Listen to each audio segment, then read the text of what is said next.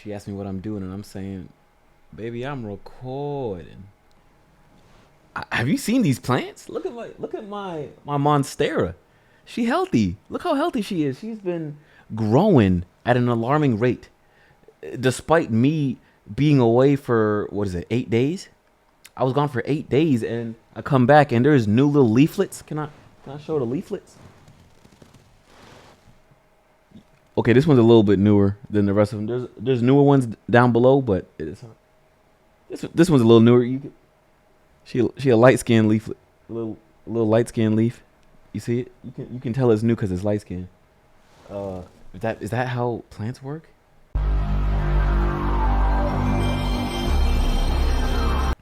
Hello, and welcome back. I actually didn't even see you there because the sun is still out and it's called a night shift, but it's night shift somewhere. So you just caught me by surprise for you being here so early.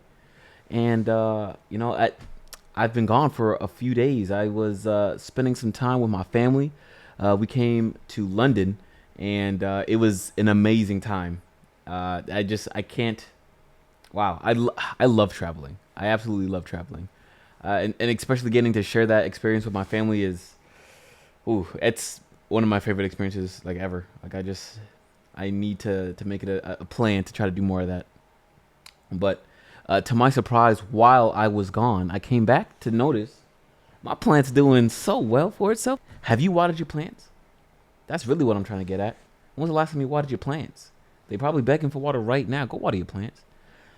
Uh, but yeah, I turned 30 in London, and it's such a huge like milestone for me. Like I know aging is like a weird touchy subject for few, and for obvious reasons. For different reasons for different people. But for me, aging is a privilege. I'm grateful that I'm able to live such a life where I'm able to be this healthy and still uh, enjoy life the way I can at 30 years old. I know that's not old. To some people, it's old if they're super young, but for most people, it's not old age. But for me, it's a blessing, and I'm grateful to say that I am now 30 and to be able to spend that time in London with my family. Just too good to be true, really. Um, One of the highlights was just the fact that I haven't seen my family in over a year because I've been living out here in Germany, which is crazy to think about. Time flies real fast, man. So try to do more things that you enjoy in life instead of letting life push you around. Try to take life more by the horns and do the things that matter to you. And for me, I think traveling and spending time with the people I love is. I'm sure a lot of people can say the same thing, but it's that I hold that really dearly to my heart. Let me actually start with the flight there. The flight to London, granted, is not a very long flight from Germany to London, but I feel like the pilot just like had like a turbulence button that he would just like flick on every now and again because the turbulence was crazy on that plane. Like there, I know turbulence is a thing, but for some reason that turbulence just felt manufactured. It felt synthetic. It felt like they did that shit on purpose. Like for some okay, there was a time where we were just flying, we were just cruising through the sky like like a plane does, and all of a sudden I just felt like we were falling straight down, like no warning, just like all of a sudden we're going down, and he was like, dude, yeah, turbulence, yeah, we're gonna have a little bit of turbulence. It's like, bro, the whole plane is like, and like I don't understand it, and then all of a sudden it just stops, everything's good again. 2 minutes later, we're falling again, like literal spiraling out of the sky. And then, all of a sudden we just like stop spiraling and then go straight again. And it's like everybody's calm again. Hey, to be fair, like, what are you going to do? You going to panic? What is panicking going to do? My girlfriend next to me, she was literally, while the turbulence was going, we're all like, whoa, whoa, everybody in the plane was like freaking out. She was just like there, just like chilling, like plane falling at an alarming rate. And she's literally chilling. Not even, didn't even. I don't know. Like the whole situation, she didn't bat an eye. She was just like, it is what it is. I guess if we fall, we fall. And it's like, wow, I need that level of resilience. I need that. It's amazing. But no, getting there was such a interesting sight to see when you get off the plane. You start going to like the streets and stuff, and you see people driving on the opposite side of the car that you're used to. It's actually my first time seeing that. I've definitely seen a car where the driver's side is on the opposite side, but that's just like a one-off car. Like, oh yeah, I got a new, not a new, but a GTR, Skyline GTR R34, and I got it shipped from Japan. Yeah, it was like a one-off car, but to see that, like every car is like that over there. Obviously, with that, with the driver's side on the left side, no, with them driving on the right side of the car, they also drive on the left side of the road, like driving forward, and it's so jarring to see that. It's mind blowing. Like I was walking across the street when I first got there, and I saw like a child where I thought the driver's seat should have been, and I was like, is that a child driving a SUV? Like, what's? Please stop. And then obviously, as you look harder, then I noticed that he was a passenger, and it's like it was so concerning. And I say that to say I applaud the drivers of London. I don't know how you're doing that. I don't know how you've managed to just come to terms with this is how you have to live. But driving in London looks atrocious. All of the roads there are. It looked like as if like a spider web got like messed up, and then the spider had to like rebuild a messed up web, and then somebody messed it up again, and then on his third try just like said fuck it, I'm just gonna put webs wherever I want to. And then that's where they just mapped the roads off of that, because the roads there are stupid. Like there's not one straight road there. All the roads have like some sort of turns, and then if you want to get from point A to point B, like there's not a single straight line to get there. You have to take 5 turns. You got to take a like an underground highway, then you got to take a bridge, and then you got to go left and then right, and then I am not jealous of their driving situation, to say the least. But I digress. It was a great experience nonetheless. We went to a damn Chelsea game. I took my fam to the Chelsea game, and unfortunately, I was not able to get like a normally priced ticket to this Chelsea game, and all the tickets were like sold out like stupid fast, really. And so I had to go to some like third-party website to buy these Chelsea tickets. It was like Chelsea R Us or some shit like that. I don't know. It was legit. You know, I got my tickets. We went to the game, but it felt sus at the time. So I bought these tickets, and it came with like a lounge experience. So we were the stadium's called Stamford Bridge, and we went to this lounge called Under the Bridge, where when we got in there, they handed us champagne. We had like we had a little nook to ourselves, little seating area. People would come with more drinks and more food and more like snacks and desserts. It felt like a first class ticket at a sporting event. Like I've never even experienced anything like it. I've been to other sporting events, but it's usually I just buy the ticket and just go sit in the seat, and then that's really it. But there, it was like all you could eat food, all you could drink alcohol and regular drinks and everything. Like it was, and on top of that, like the seats that we were at were actually really good seats too. Come on, Chile!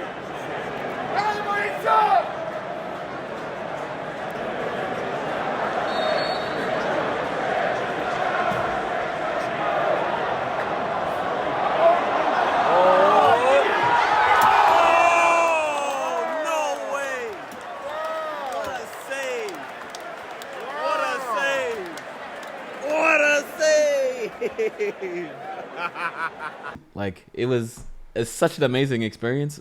I got to see Chelsea win, which is not usual for them these days. They won 3-0. Like it literally couldn't have been a better experience.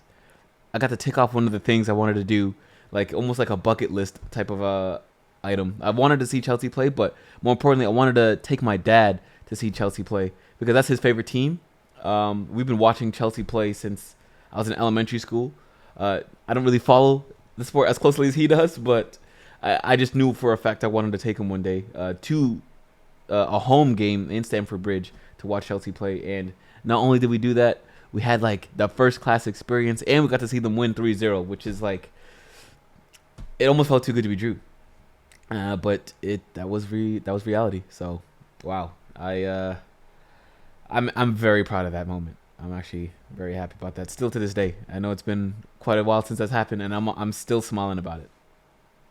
The day before that was my birthday. I turned 30 the day right before the Chelsea game. My sister took me and my family to this like 39th floor of this building called like Sushi Samba. and it was an amazing view of all of London. The food was phenomenal. Drinks were amazing. It was just a great experience altogether. It was almost like Japanese Brazilian tapas restaurant. Yeah, I think that's pretty much how the food was, and delicious. It was just amazing.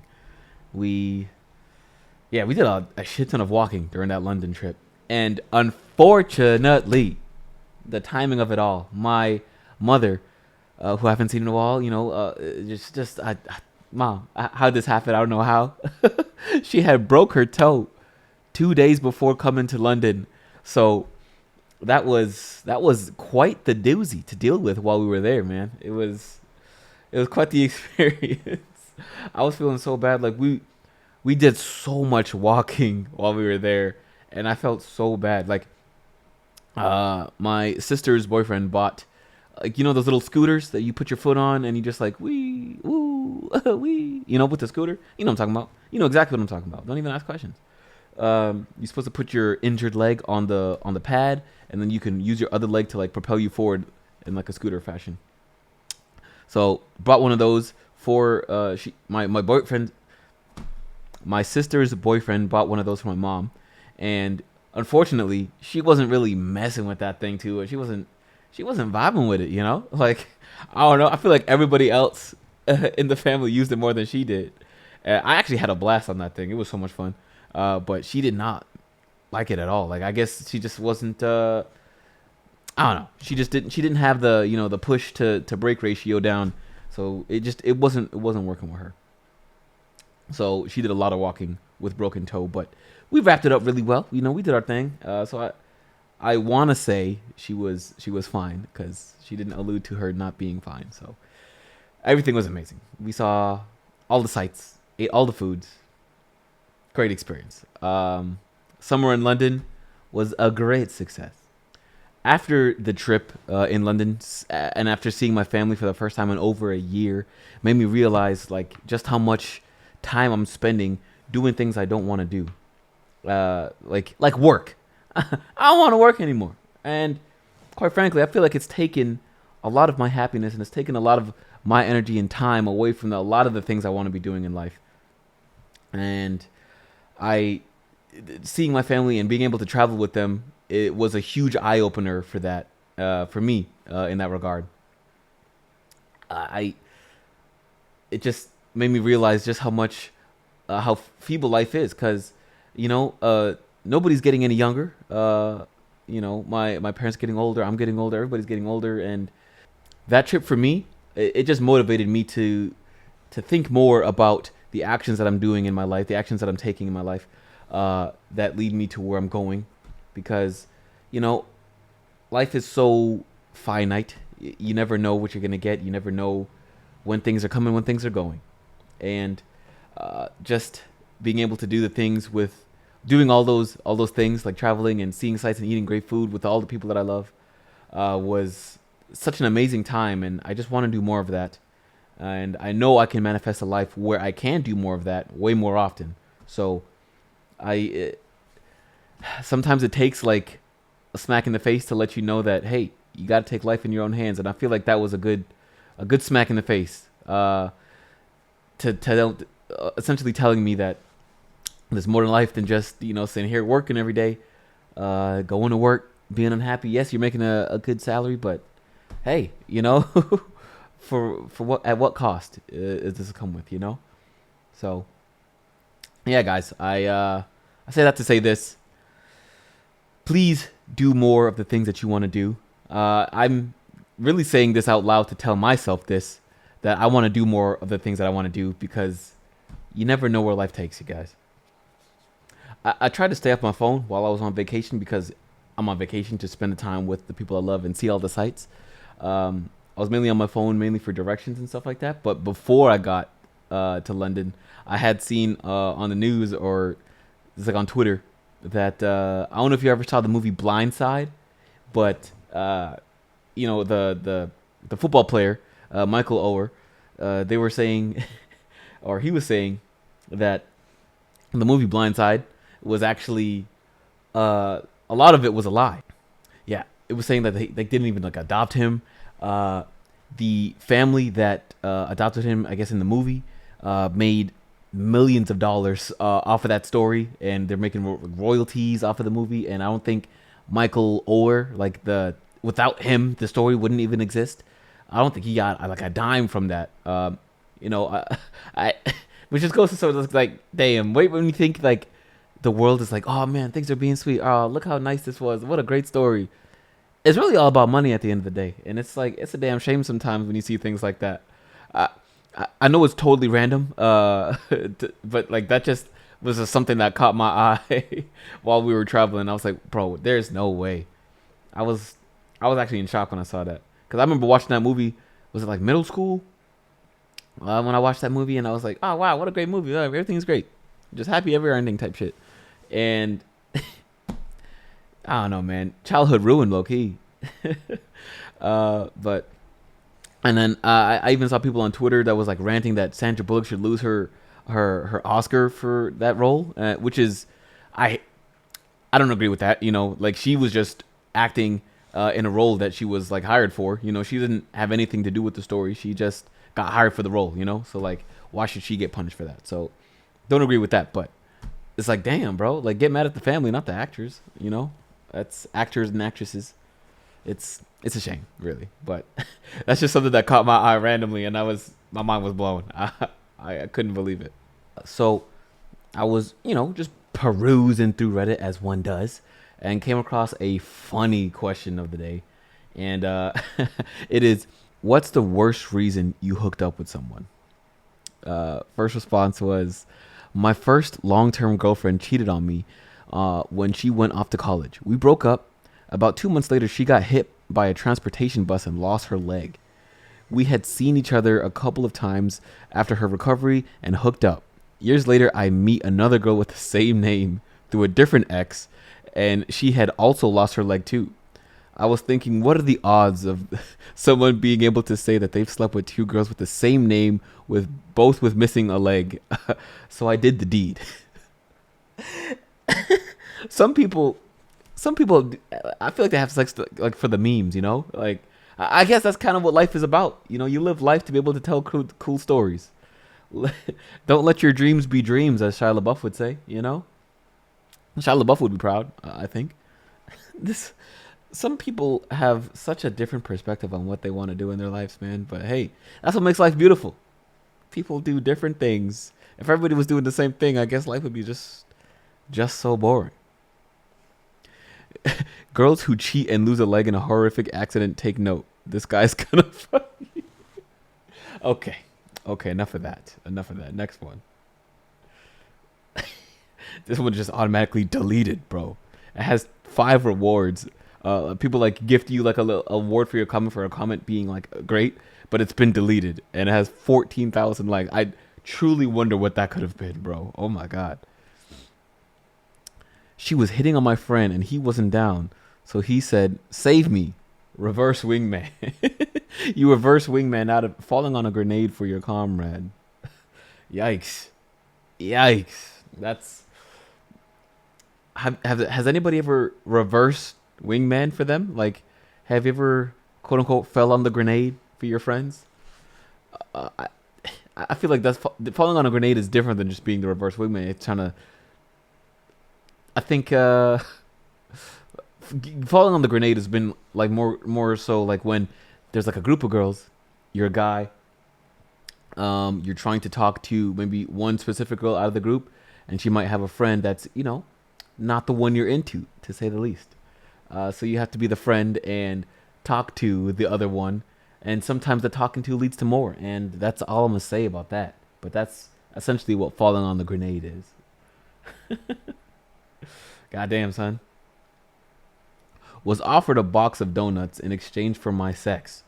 She only ended up getting me half a dozen. Still feeling I still feel some way about it. She gave you half, bro. Is that really what you're worth, son? You're worth 6 donuts? Is that your body's worth 6 donuts, bro? Not even the whole dozen. She skimped out on you and you still fell for it. You're a victim, brother. Seek help. Golly. We both had the same name and thought it would be fun to call out our names in the heat of it. That's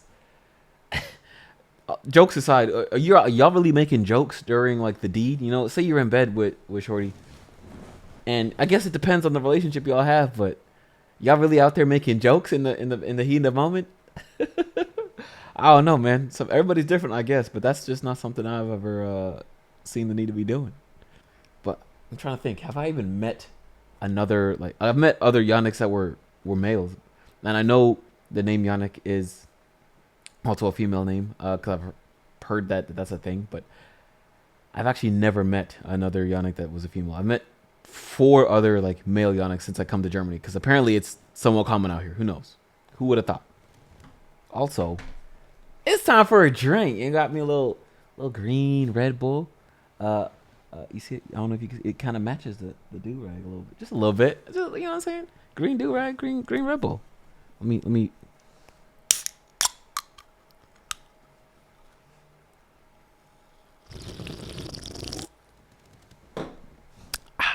All right, moving on.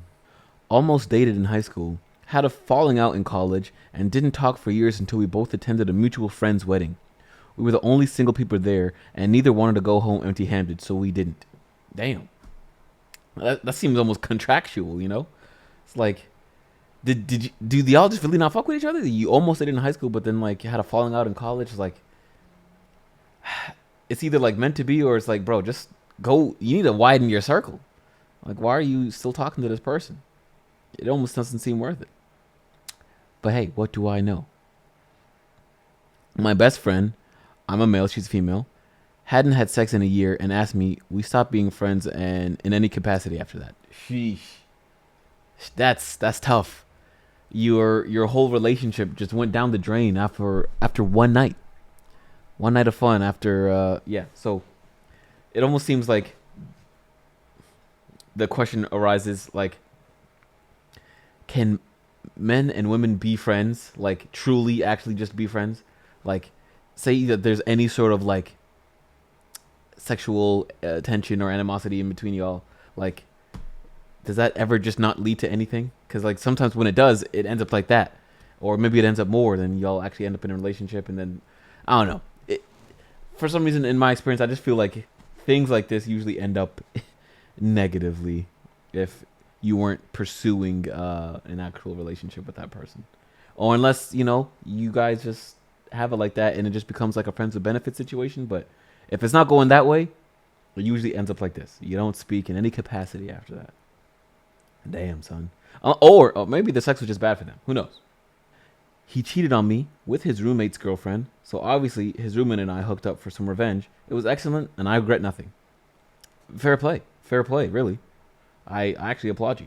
It just seems like the natural occurrence of things. That's how it should have been. I felt unattractive after my ex cheated on me, and I needed someone to tell me I wasn't.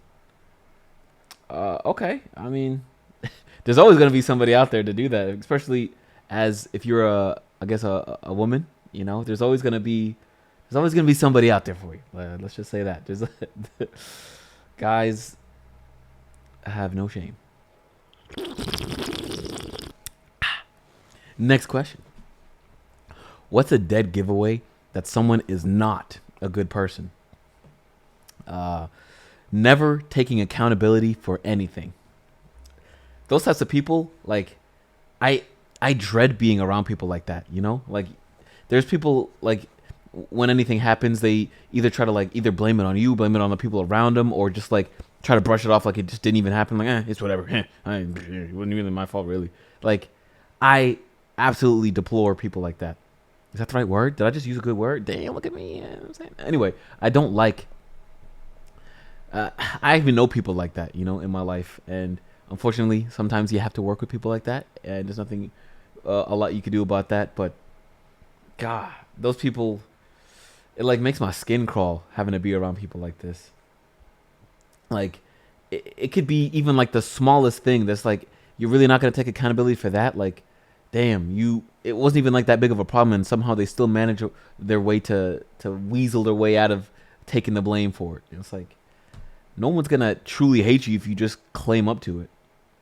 Like that's even like, okay, say, forgive me for being a little nasty, but say you're in a group and somebody farts, like I know I didn't fart, and maybe like there's another person I know that's usually honest that say they didn't fart, and it's like, and one person that probably does always farts, probably just got done eating beans or some shit like that. Like they were probably the ones that farted. Let's just say that.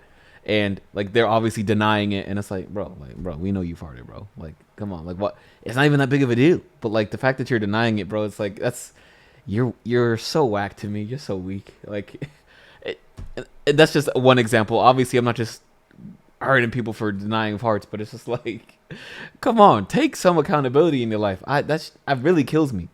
I know that's such a short answer, but that really killed me just then. Always talking shit about people when they aren't around. That's a huge red flag.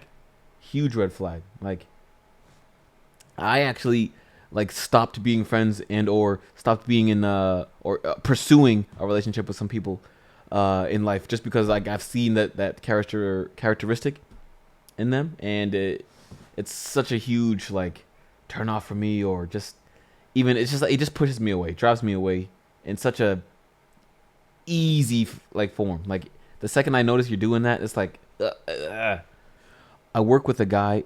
There's a response to that one. I work with a guy who's closing in on 7 years old.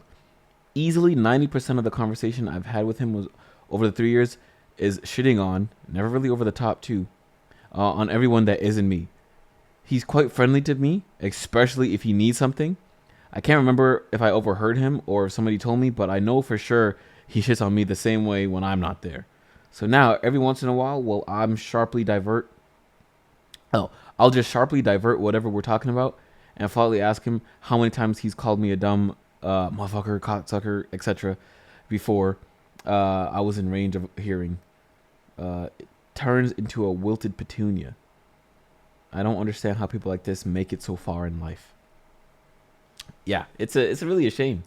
Like some people feel it's just like a sign of low self confidence from them, that they feel like they have to put other people down to make themselves feel up, and it almost feels like an elementary thing, but that type of mentality can go far, and it just like sticks with you and turns you into a real shitty adult, real shitty person, and can lead to people not wanting to be around you. But hey, it is what it is, I suppose. Another one, I guess a subtle one, is them treating you differently in public versus how they treat you privately, and this can go either way. Yes. Maybe not the same exact situation here, but there's somebody that I work with that like it's so obvious when they do this. Like, say they're talking to maybe like our manager or our boss or something like that, and they're speaking in such a different way. They're like, "Hey, sir, yeah, so actually, I was down by the golfing range last night, and I just did that, blah blah blah." And then when it comes to talking to me, he's like, "Yeah, bro, I was just wondering, man, if you could like help me out with this new task. I was just, yeah, I was just kicking it with my dogs, bro." And it's like, obviously, this is just like an exaggeration, and they don't talk exactly like that, but I hope you get what I'm trying to say. It's like, it's a natural thing for humans to want to be able to communicate and connect with certain groups, so that you might change a little bit to connect easier. But at the same time, it's like you still gotta be the person you are at the end of the day. And when you're that obvious, it's so cringe. Like, you're disgusting to me. Like, I don't want anything to do with you. You're trying so hard to act like you were relating to me, and in a sense now I'm so unrelated to you. It's crazy. Like, I don't want anything to do with you now. You've pushed me away instead of actually becoming my friend or getting closer to me or connecting even closer. So that shit kills me. Another one is how someone treats another person based on their job title. Anyone who treats a server made garbage person like it's like the crap, telling the world how much of a piece of shit they are. I'm trying to think. Have I actually asked this question before? This sounds like a really similar answer to a question I feel like I've asked on here before. But like, yeah, treat people the way you want them to be treated. I know it's like an elementary saying, and like it's something that you probably heard as a child, but it's like that goes for so like that can apply to you in all aspects of life. It's like That's a damn shame. Everybody has a job. Everybody needs a job. You're not better than anybody just because your job title says manager and theirs says, whatever. It doesn't. It's a shame. A lot of people let this stuff go to their head, and that's like a thing for even in the military. Like, I was having this conversation just yesterday with one of my friends, and she and I were talking about how we have a problem with authority. And we understand why authority needs to be the way it is, and authority definitely lets systems work in social systems work a little bit better or smoothly. But not all authority is equal. And for our example, we were talking about military authority, and with the military, there's like a ranking system, obviously, but the ranks really go to a lot of people's heads, and with that, you get people that feel like they deserve this level of respect just because their ranks are what they are. And some people, just get to a higher rank just by being in the military longer. That doesn't necessarily mean you're a good leader.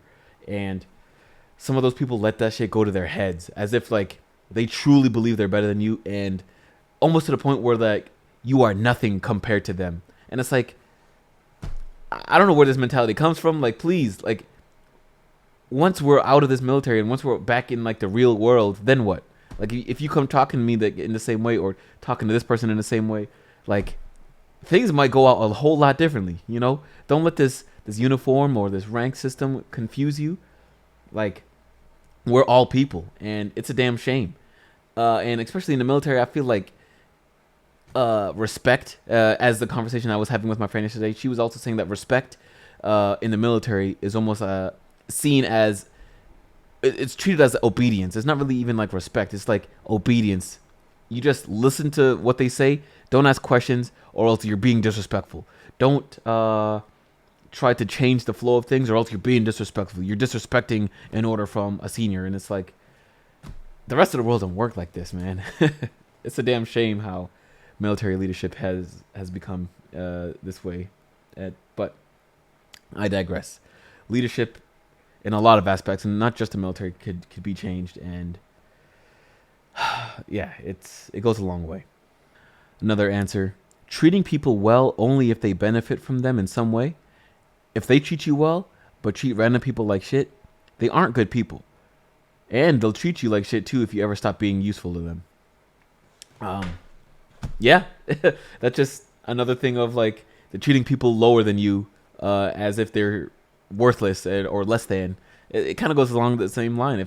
If they met somebody that was higher than them, I'm sure they would treat them super nicely in hopes of maybe getting something from them, like a raise or a promotion. And that is so not me. And maybe like, I just don't feel like I'm a good fit for, at least maybe not the corporate world, or maybe just not the role that I'm doing in my current job.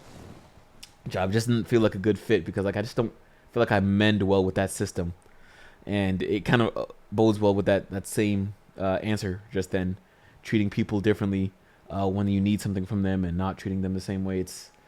There's just too much of that going on in the world that I'm working in now, and I not a good fit right now. So, which is why, hopefully, I'll make it out of there eventually, and I'll just keep manifesting the life that I actually want to live, which is doing more things that I want to do, which is making more videos, making more entertainment, making more things that people would like to see every day.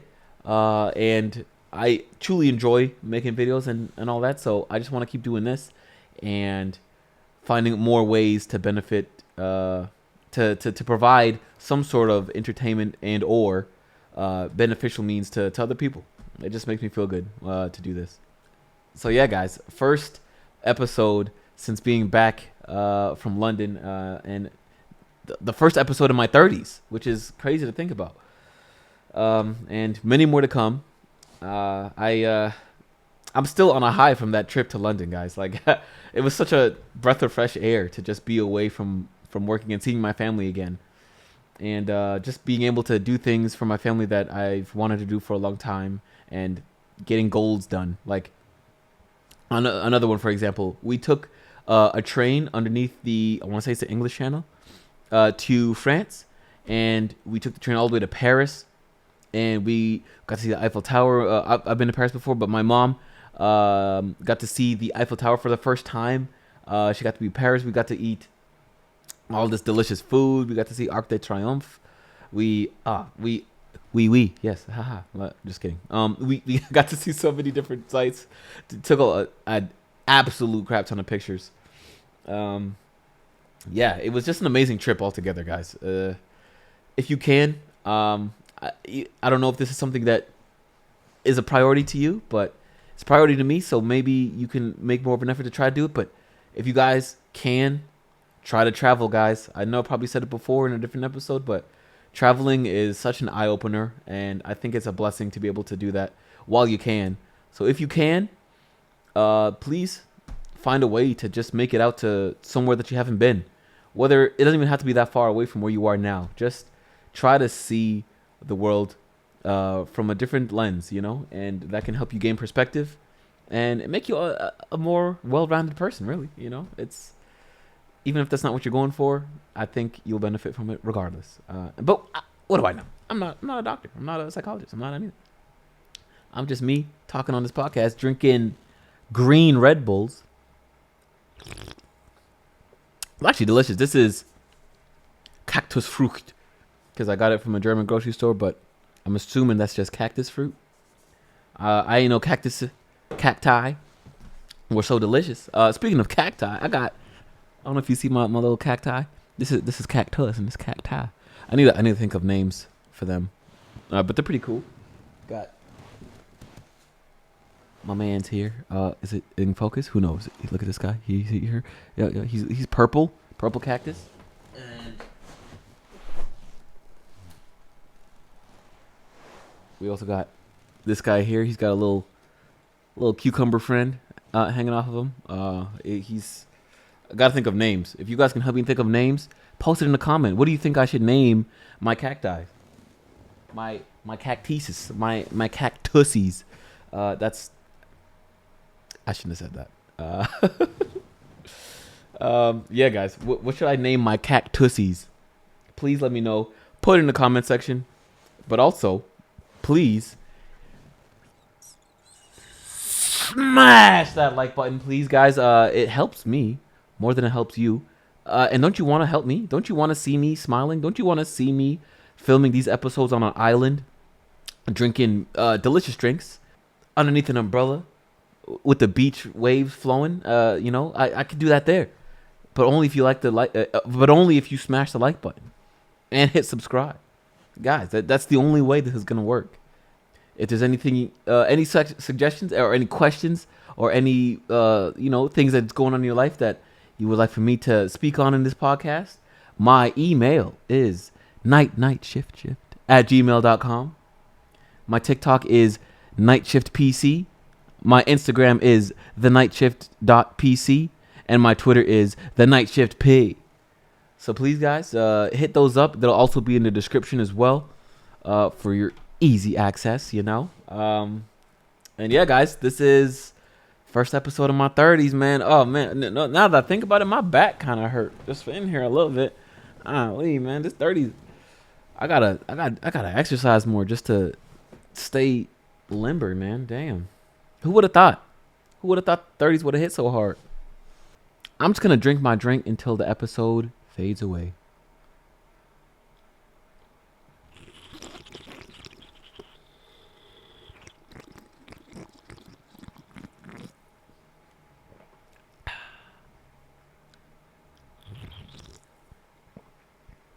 I'm still here.